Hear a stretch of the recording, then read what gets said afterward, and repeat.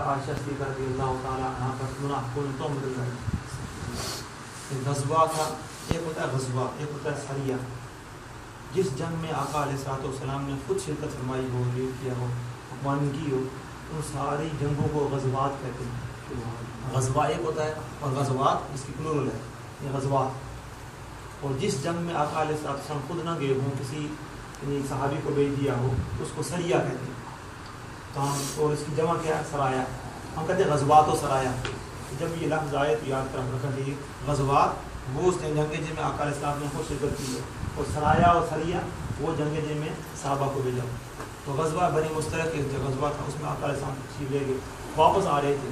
تو واپس آتے ہوئے کیا ہوا کہ سیدہ عائشہ صدیقہ رضی اللہ تعالیٰ عنہ ایک اونٹ پر سوار تھی. تو آپ چونکہ اتنا ابھی بھاری جسم نہیں تھا، تو آپ نہیں وہ پالکی ہوتی ہے اس میں تھی. تو ایک ہوتا ہے جب رکے سب لوگ رکے اور کچھ جو ہم نے ریسٹ کیا، ریسٹ کرنے کے بعد لوگ چل پڑے. تو جب چل پڑے ان میں کیا تھا، کچھ لوگ ایسے تھے، ایک آدمی کی ڈیوٹی کیا تھی پیچھے سے وہ سارا کلیکشن کرنا، سامان اکٹھا کرنا، سوال کرنا تاکہ وہ پیچھے نہ رہ جائے، کوئی سامان پیچھے رہ جائے. سیدہ عائشہ صدیقہ رضی اللہ تعالیٰ عنہ آپ قضائے حاجت کے لیے تشریف لے گئی. تو وہاں جب گئیں تو وہاں کیا ہوا کہ آپ کا ہار تھا اور آپ کا ہاتھ ٹوٹ گیا.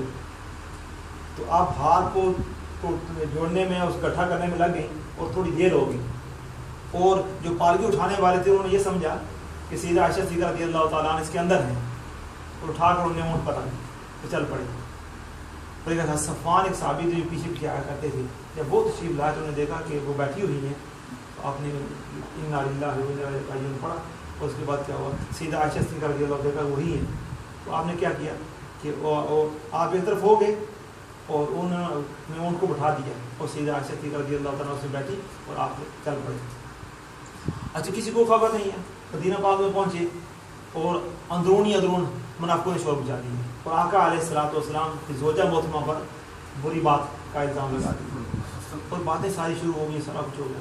سیدہ عائشہ صدیقہ فرماتی ہے کہ مجھے خبر کوئی نہیں، اور میں عام روٹین کے مطابق سارا کچھ ہو رہا ہے.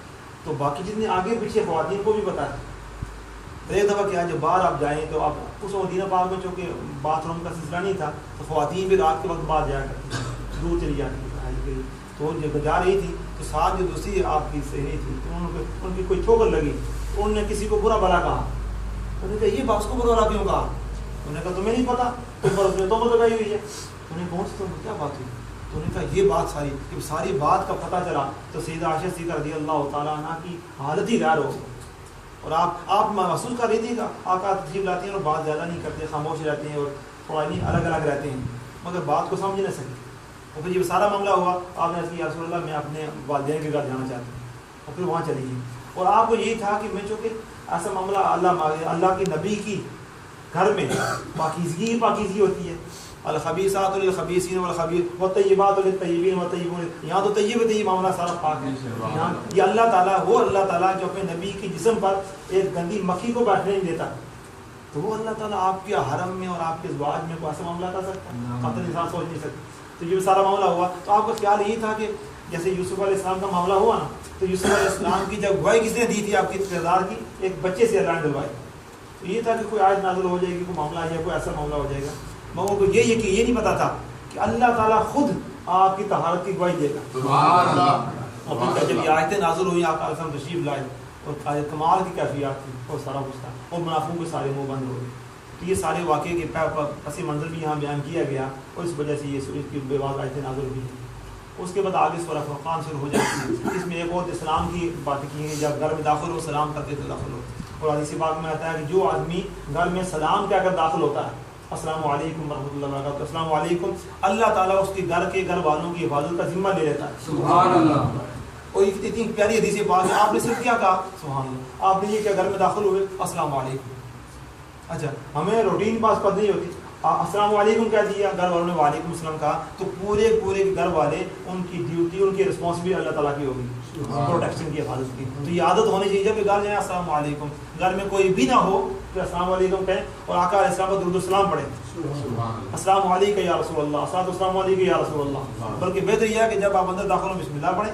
تو جب بسم اللہ پڑھ کر داخل ہوں گے تو شیطان تو باہر رہ جائے گا نا. شیطان بسم اللہ پڑھے، شیطان اندر داخل نہیں ہو سکتا.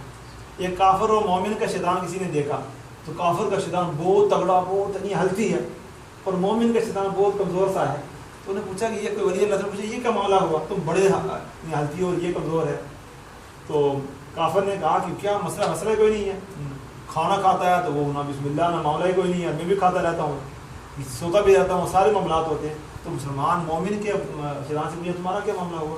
اس نے کہا میں مشکل میں پھنس گیا ہوں. اور وہ کیا, جب وہ کھانا شروع کرتا ہے بسم اللہ پڑھ لیتا ہے, وہ بسم اللہ الرحمن پڑھتا ہے تو میں کھانا شامل نہیں ہو سکتا. جب وہ سونے کا ارادہ کر لینے کا ارادہ کرتا ہے تو بسم اللہ پڑھ لیتا ہے. تو جب وہ کوئی پہننے کا ارادہ کرتا ہے بسم اللہ پڑھ لیتا ہے. یعنی ہر جگہ بسم اللہ پڑھتا ہے. تو میں کمزوری میرا ہونا ہے, کیا کرنا ہے, پانی پیتا ہے. تو یہ ہے کہ بسم اللہ کی عادت کے اندر جا.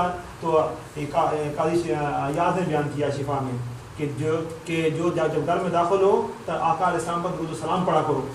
اس لیے السلام علیکم یا رسول اللہ صاحب, کیونکہ آقا علیہ السلام کی روح مبارک ہر مومن کے گھر میں ہوتی ہے. یہ بھی عادت ہوتی ہے.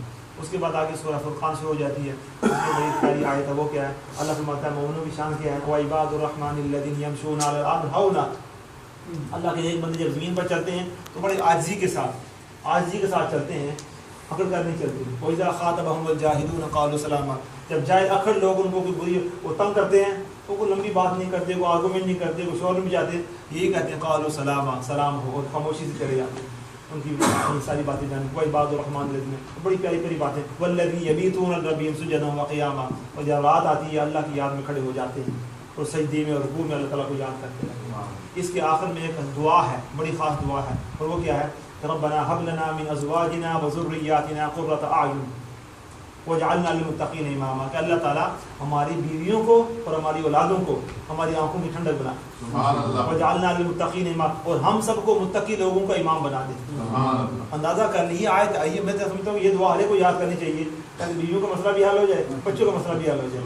ہماری اولادوں کا مسئلہ ہوتا ہے, اولادیں سارا کچھ ہے. اگر یہ دعائیں پڑھتے رہیں گے, ربنا هب لنا من ازواجنا وذرياتنا, دو ہی کروشل ایشو ہے نا, بیویاں بھی اور اولادیں بھی, یہ دونوں ٹھیک ہو جائیں تو نسلیں ٹھیک ہو جاتی ہیں. تو یہ دعا یاد کرنی چاہیے, ربنا هب لنا من ازواجنا وذرياتنا قرة اعین وجعلنا للمتقین اماما. اس کو سورہ شعراء شروع ہو جاتی ہے. شعراء کا مطلب پوئٹس, شاعر لوگ. اس میں ایک بڑی آیت آتی ہے کہ یوم لا ینفع مال ولا بنون, کہ قیامت کے دن نہ تمہارا مال کام آئے گا, نہ تمہاری اولاد کام آئے گی, یہ ساری دنیا کے رشتے کام نہیں آئے گی. الا من اتى اللہ بقلب سلیم, مگر ایک چیز کام آئے گی, اگر تم ساؤنڈ ہارٹ, اچھا دل لے کر آگے نا, قلب سلیم لے کر آگے, کہ جس میں ساری غلاستوں سے پاک دل, جس میں نور بھرا ہوا, اللہ کی یاد, اللہ کا تقویٰ, اللہ کی طہارت. تو وہ ایسا دل جو لے آئے نا اگر, تو وہ دل کام آئے گا. تو ہماری محنت کیا ہونی چاہیے کہ رمضان کا مہینہ جو بھی ہے, کیا کہ دل کی جتنی غلاستیں ساری دور کریں. حسد ہو گیا, کینہ ہو گیا, بغض ہو گیا, یہ ساری ایک ہی چیزیں, وہ بغض و عداوت ہو گیا, اور کتنی چیزیں ہم نے دل کا میل اندر رکھا ہوتا ہے. یہ آہستہ آہستہ انسان کر کے اس کو صاف کرے. جب یہ صاف کرے گا پھر انسان عبادت کرے گا, وہ سارا نور انسان کے اندر جائے گا. تو جب وہ دل اللہ کی بارگاہ میں قیامت میں پیش ہوگا اس کی شان ہی اور ہوگی, اور وہ دل آپ کے فائدہ مند ہوگا. اور اس میں آخر میں جا کر سورہ شعراء میں اللہ فرماتا ہے کیا, کہ وہ آیت ایک بڑی خاص آیت میں کیا ہے کہ اللہ فرماتا ہے الذی یراک حین تقوم, کہ جب آپ صحیح کھڑے ہوتے ہیں اللہ کی یاد کرتے ہیں, اللہ آپ کو دیکھتا رہتا ہے. وتقلبک فی الساجدین, اور اللہ تعالیٰ نے ان لوگوں کی قسم کھائی ہے, ان ہستیوں کی, کہ آدم علیہ السلام سے لے کر سیدنا عبداللہ تک جن ہستیوں نے سجدے والے لوگ تھے, اور جن کے اندر نور پاک رہا, نور محمدی صلی اللہ علیہ وسلم رہا, ان سب کی قسم کھائی ہے. تو یہ کیسے ہو سکتا ہے, وہ سارے کے سارے پاک لوگ تھے. بعض کا لوگ جو دین سے بےبارہ, بصیرت سے بےبارہ ہوتے ہیں, ادب سے خالی ہوتے ہیں, بس یہ ہوتا ہے کہ حضور کے والدین, یہ ابراہیم علیہ السلام کا پتہ کیا معاملہ ہے ان کے والدین کا. یاد رکھیں کہ آدم علیہ السلام سے لے کر آقا علیہ السلام تک سارے کے سارے وہ جو دو ہستیاں تھیں وہ پاک تھیں, طیب تھیں, مطہر تھیں, اور اللہ کو ماننے والی تھی, توحید پر قائم تھی.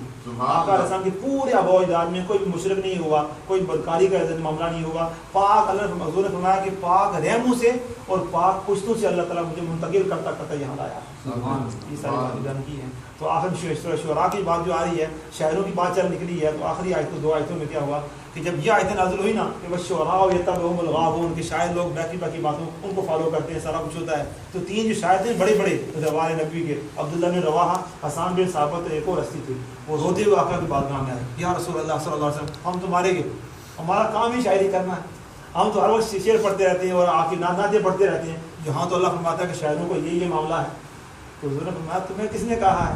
وہ تو ان شاعروں کی بات ہے جو مکہ میں بہتان بازی کرتے ہیں اور بری باتیں کرتے ہیں.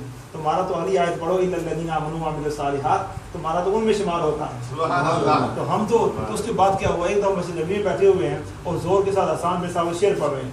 اصل میں فاروق گزر ہوا کہنا کہ یہ کیا کر رہے ہو؟ انہوں نے کہا آقا کے بعد زمانے میں کلمی صاحب شعر پڑھا کرتا تھا. تو جب حضور جب مکہ میں داخل ہوئے، عبداللہ بن رواحہ آگے مکہ فتح ہو رہا ہے، آگے آگے جا رہے ہیں اور شعر پڑھ رہے ہیں اور آقا کی نعت پڑھ رہے ہیں، اللہ کی حمد بیان کر رہے ہیں.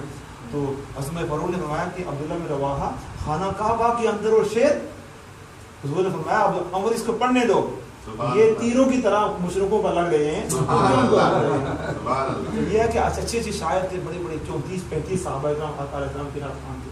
تو اللہ تعالیٰ ہمارے آپ اللهم صل على سيدنا مولانا محمد وعلى ال سيدنا مولانا محمد واصحاب سيدنا مولانا محمد وبارك وسلم. ربنا اتنا في الدنيا حسنه وفي الاخره حسنه وقنا عذاب النار. یا اللہ کرم فرما، گناہ معاف فرما، برباد نہ کرو، رجوع فرما، نیکی تقوی طہارت و عطا فرما. دنیا اور قبر قیامت میں اللہ کی رضا نصیب فرما.